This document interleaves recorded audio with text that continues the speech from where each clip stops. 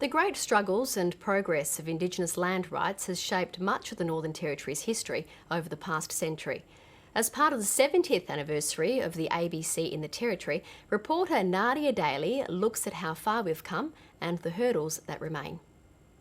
In the fight for Aboriginal land rights in Australia, the Northern Territory has been front and centre. It's written that the Aborigines' inherent lack of property rights in his own country is the crux of his unrest.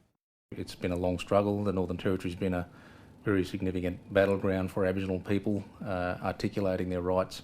From the Bark Petition of 1963 to the Wave Hill Walk-Off 3 years later, the ABC has covered the continuing fight for Aboriginal rights. These Aboriginal stockmen are on strike. The employees at the huge Wave Hill cattle station walked off the job as a protest for being paid less than their white colleagues. Of Aborigine claims that on some stations they live like dogs, Aboriginal leader Dexter Daniels wants wage equality now, not, as the court said, by December 1968. Well, it's a long time to wait. It took nearly a decade for the Gurindji people to gain land rights, signified with this symbolic gesture. I hand to you these deeds as proof in Australian law that these lands belong to the Gurindji people.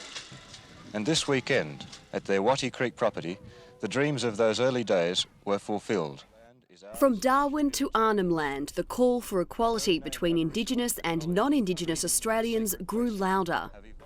I feel anger too sometimes when I start thinking about the ignorance of the government and the Commonwealth saying to the Aboriginal people that we don't have the rights to the land.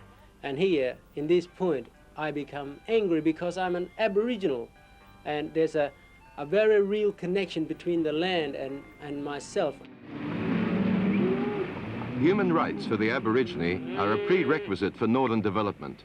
And slowly, attitudes were changing. Well, it's often said that the Aborigine is not a very productive worker. He's inherently slow and can't accept much responsibility. No, not at all. If I was getting £2 a week, I'd do very little. If I was getting a full award rate, I'd do what I'm entitled to do, what I'm supposed to do. The 2008 Blue Mud Bay decision was a significant milestone in land rights, giving traditional owners control of intertidal waters. And in 2016, the Kenby land claim, the longest running in the country, was finally settled.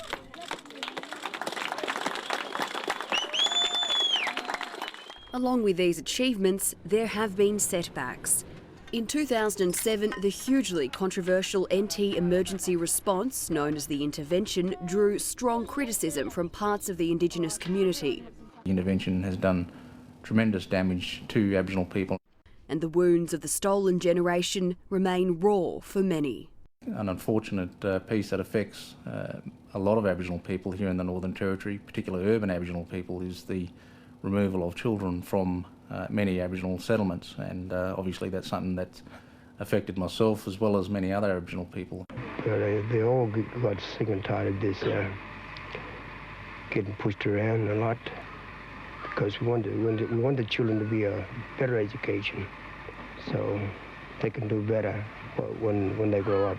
The fight for a better future for Indigenous Territorians continues to this day. Nadia Daly, ABC News.